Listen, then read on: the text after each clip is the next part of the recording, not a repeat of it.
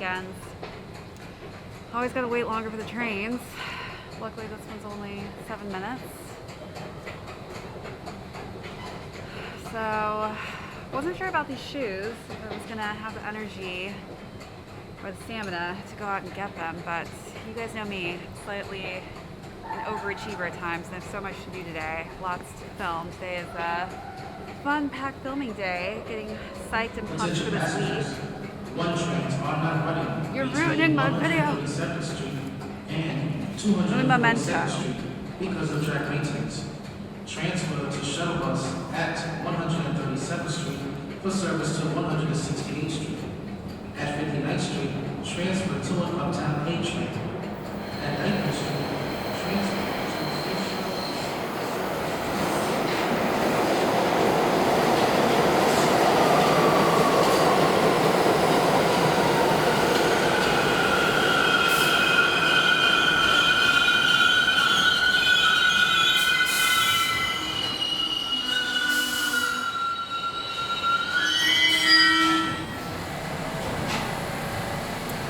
I pay the big bucks to shoot in the subway.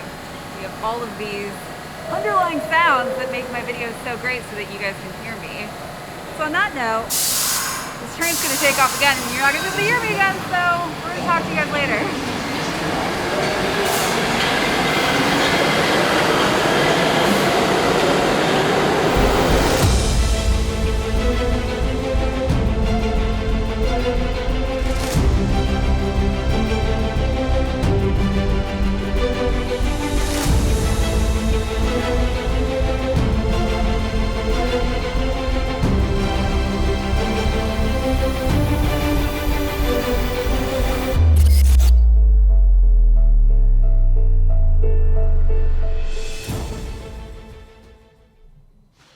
Hey everyone, what is up and welcome back to my channel, ShadeTV. My name is Marissa Hill. If you're new to my channel, do not forget to hit that subscribe button as well as give this video a thumbs up at the end if you enjoyed it. Feel free to leave me any comments down below. If you guys haven't already, be sure to hit that notification bell because we have a ton of heat coming out that I don't want you guys to miss out on, as well as check out that join button. We've got a ton of new membership tiers that I don't want you guys to miss out on if you haven't already checked out those new member perks, as well as our new merch store.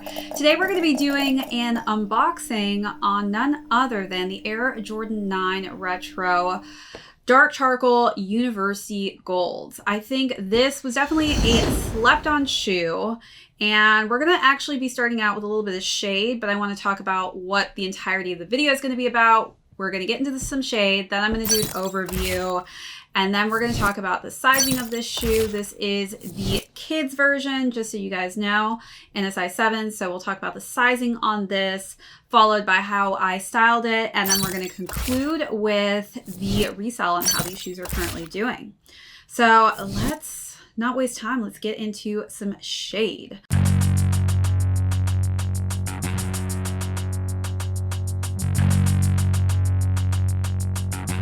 Also, I'm going to be mixing in a little bit of history on the shoe because this is my first Jordan 9 Retro that I've done. So I always like to add some history into the shoes if it's the first I've done in the silhouette. But one of the shades that I want to get into today has to do with people who feel like they have to give a strong, validated opinion on a sneaker when they don't even have the sneaker in hand. And the problem that I have with this is that I'm in the modeling industry. I'm a full-time model. And all that I do every day is see how products are basically falsified so that they're made to really be beautiful and perfect for the consumer.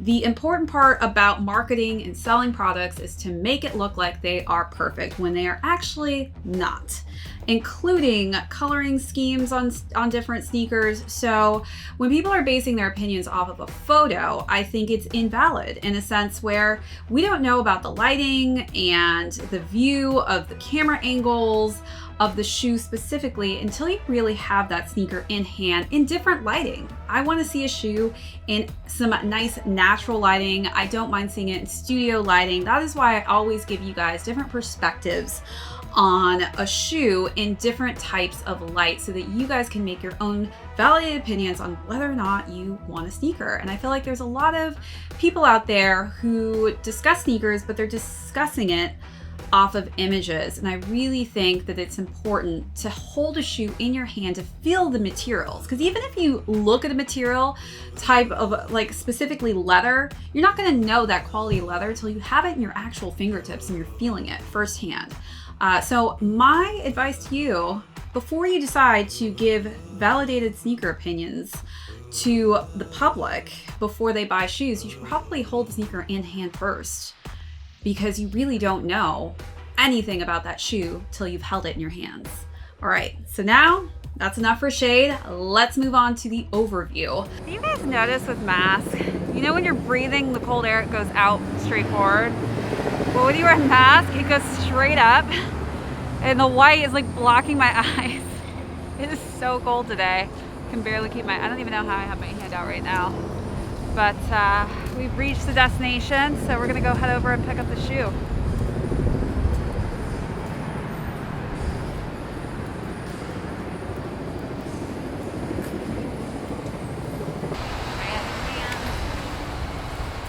Got the shoes in the bag. Time to go home and do some filming. And won't be outside because it is freaking cold. And by the way, we're supposed to have a blizzard, I think, in New York soon. So may not be going outside for a few days. We'll see how much show we get. All right, catch you guys later. This is a very unique colorway, and I think a lot of people went after this slept on sneaker that a lot of people I think were talking trash on, and it actually sold out on sneakers, sold out on every single site. I mean, you may go to Foot Locker and think they have sizes, but if you actually click on the shoe and try and cart it, it is completely sold out. And this shoe is currently doing pretty good on resale right now. We'll get into that later, but I do think it has a lot to do with the colorway on this shoe. It is a beautiful color scheme that they decided to go with, this dark charcoal. The pops of that university gold are very subtle, and a majority of the underlays of this shoe is just this simplistic black suede, and it's very nice and soft. I love this specific silhouette because it makes my feet look very small for some reason. I don't know, it's very slimming the way that Tinker Hatfield designed this shoe, and I have narrow feet, so I feel like this is just a great silhouette for me specifically because of the narrowness of my feet. I feel like the shoe just doesn't seem to come off as like this extremely bulky silhouette, which is quite nice. Then we've got, you know, some just simplistic shimmer going on the top of this charcoal. I do like that it's subtle. This beautiful stitch embroidered 23 on the back of that heel counter here with the worldly stamp with Jordan on it. And we've got, again, this nice pop of university gold on that pull tab and the inner lining of the university gold that really just goes so well with the subtle blacks and charcoals that surround it. Then we've got just a simple black tongue here with the Air Jordan in that university gold on top of the black and charcoal again. Then we've got some simple black laces here. And this is actually the one pull lace system that Tinker Hatfield designed and made this shoe kind of different from the previous Jordans that he had created. And the nice thing about this is that it has an easy loosening and tightening system built in. And I do like the thinness of the laces as well. Then we've got just some black plastic eyelets on the side here. And then this crazy midsole. There's something about this midsole that's very outdoorsy to me. Kind of reminds me for some reason of my Tyrians and the midsole on there. It's very rugged, and I feel like this is definitely a shoe that you don't necessarily have to wear on the court. Like, you could take this, I feel like, out into the wilderness and hike in this shoe. It's definitely got some grit to it, but just a simplistic black midsole. Then we are going to move on to the outsole, where we've got just the different languages on the bottom here, and again that pop of that university gold on the Jumpman logo here.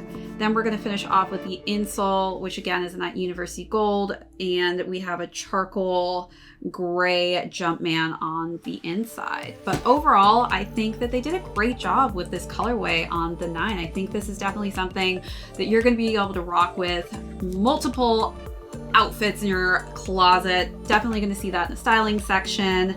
Now I just kind of want to dabble quickly actually into sizing, and then we're going to get into a little bit of history on this shoe.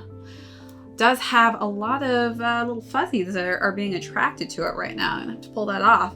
So I am able to fit into a kid's size 7, which is around 8.5. I kind of range from an 8.5 to a 9, depending on the shoe. I would definitely say stick true to size in these, but you know, for me personally, this is definitely a tighter fit. I like to wear my shoes on the larger end. But again, the thing I do like about getting kid sizes is you save a little bit of money, and sometimes, not all the time, you know, there are some variations between the adult sizes and the kid sizes, but I do always recommend to go for kids if you can, just because you are saving a bit of money, and especially if the shoe doesn't have a lot of different variations and it's the same quality as the adults, then always go for the kids over the adults if you can. Other than that, stick true to size, you guys. So let's talk about Tinker Hatfield and how he came up with this concept for creating this specific silhouette. As you guys know, the shoe came out in 1993 and 1994 year when Jordan made his huge announcement that he was going to be retiring and getting into a new sport, baseball. I think everyone knows exactly what the circumstances are right now in terms of my decision not to play the game of basketball in the NBA. Doesn't mean I'm not going to play basketball somewhere else, but which was a shock to many. He was basically in his prime, in his 30s, so people were stunned that he was just gonna, you know, put basketball aside and move into a completely different direction, which was playing a completely new sport. Well, unfortunately for Tinker Hatfield and Nike, they actually had already come up with the concept of this shoe prior to that announcement. So they were kind of deciding whether or not they were going to hold off, because this would have been basically the first time that they were launching a shoe without Jordan really backing it on the court.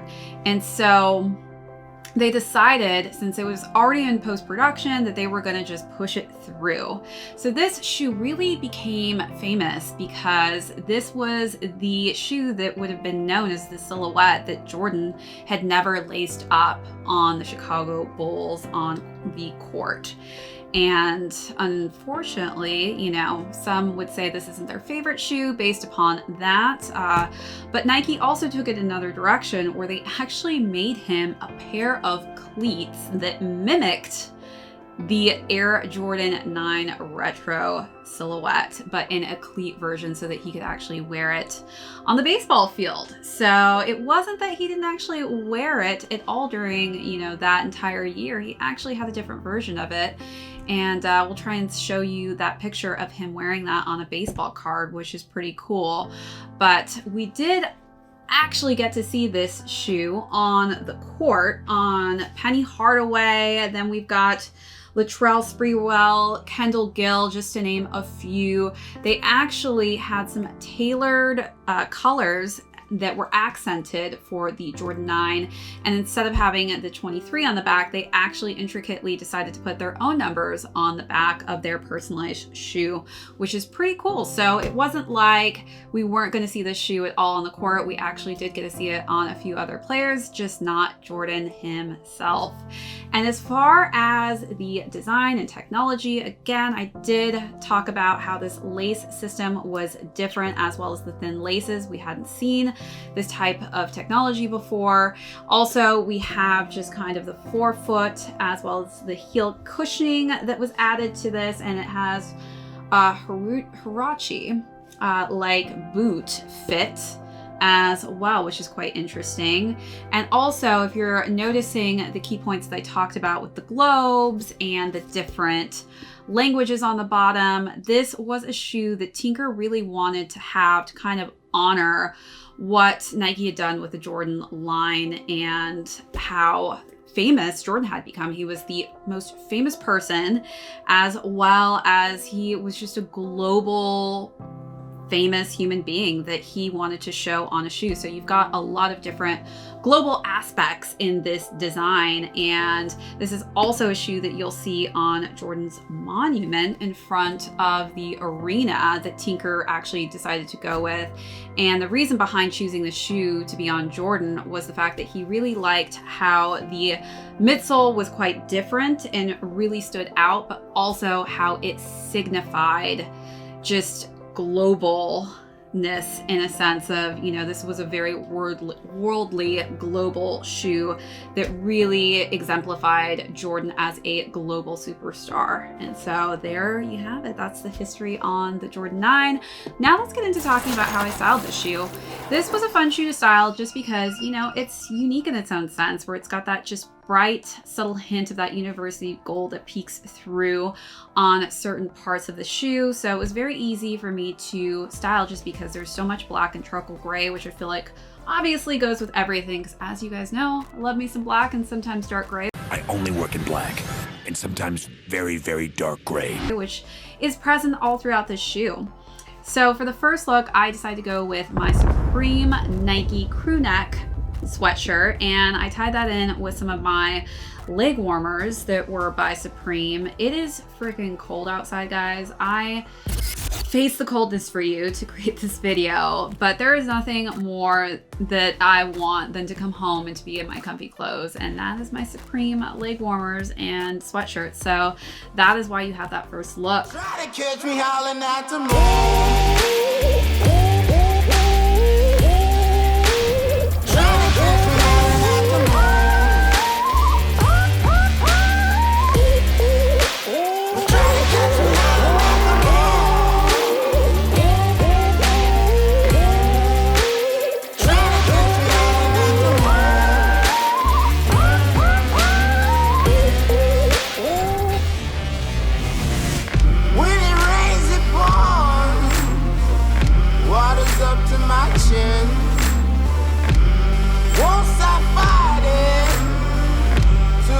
For the second look, I decided to go with just some baggy light denim jeans from Zara.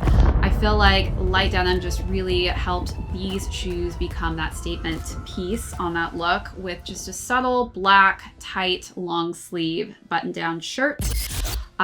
This obviously is going to go with any type of black accent in your wardrobe, but I do like how the light denim just really took a backdrop to this shoe.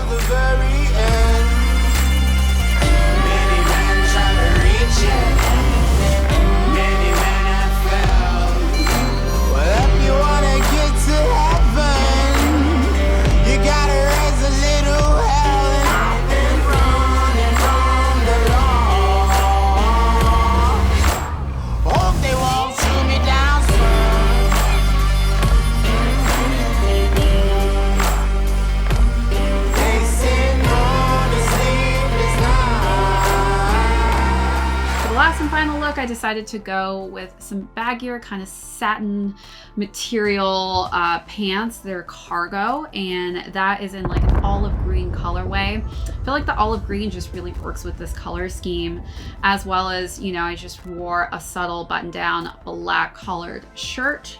And, you know, I just wanted to give you guys a different color variation to see how the shoe really compare well with other colors too. It doesn't have to just be black or gray necessarily. Hope you find me. I'll be back home soon. When the sun rises, when the sun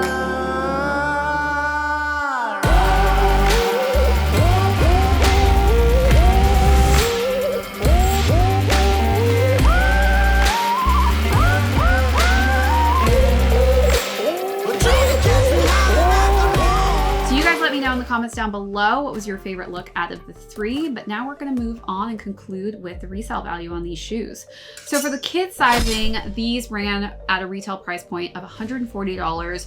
For adults, they ran around $190. So definitely a little bit of money to be saved on my end just because I got it in the kid version. But these did retail in adult sizing at $190. If you were to look at sizes, depending obviously on what size you were going for, These shoes are going for around $260 to $300, so not bad for a shoe like this. I mean, that people thought were a shoe to sleep on.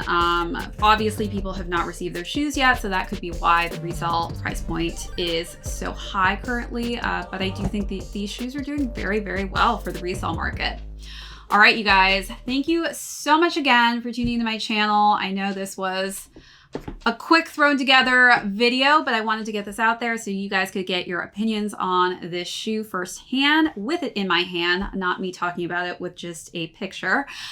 So again, if you're new to my channel, do not forget to smash that subscribe button, give this video a thumbs up, as well as leave me any comments that you guys may have. Were you able to cop this shoe today? Also, don't forget to hit that notification bell, guys, because we have so much heat coming out. I know this is a slow sneaker month, but that doesn't mean that ShadeTV is taking a break. We are grinding and we've got content to show you guys all week long. So be sure to hit that bell, as well as check out our memberships, you guys. We've got so many new perks I don't want you guys to miss out on. And I would love for you to be a part of the Shade Gang community. Also, check out that merch. New stuff uploaded all the time, so be sure to check out what we've added. All right, everyone, we will catch you on the next video. This is ShadeTV. My name is Marissa Hill. We will see you on the next one. See you later.